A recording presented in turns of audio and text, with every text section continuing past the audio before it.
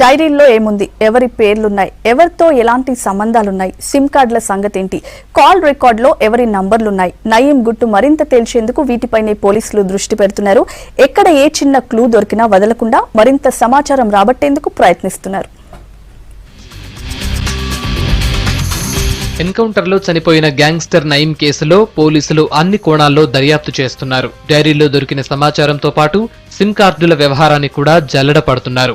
ఇప్పటి వరకు నయీం ఇళ్లలో జరిపిన సోదాల్లో దాదాపు 500 సిమ్ కార్డులు స్వాధీనం చేసుకున్న పోలీసులు వాటి కాల్ డేటా పైన దృష్టి పెట్టారు.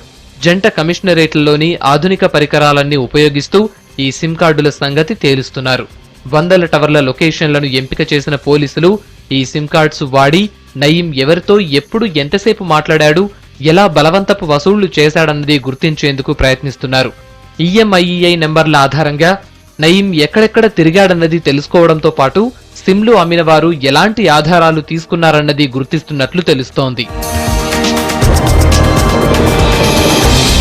నయీం కేసులో కీలకమైన అతని డైరీలో వివరాలపైన పోలీసులు ప్రధానంగా దృష్టి పెట్టారు. తన దందాలకు అడ్డుగా ఉన్నవాళ్లను పోలీసుల సహాయంతోనే నయీం లేపేసేవాడని డైరీలో ఉన్నట్టు తెలుస్తోంది.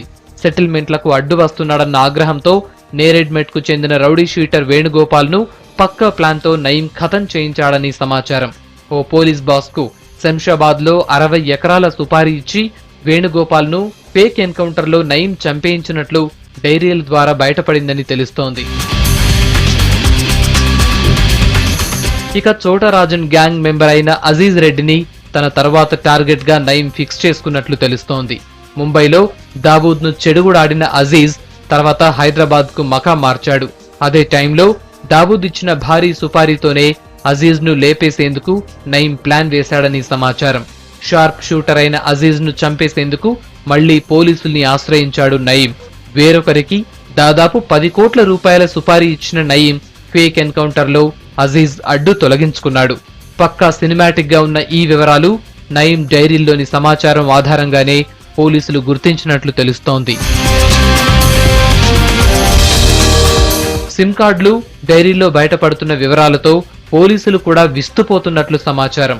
దీంతో నయీం నేర సామ్రాజ్య రహస్యాలను మరింతగా తెలుసుకునే దిశగా ఎంక్వైరీ చేస్తున్నారు.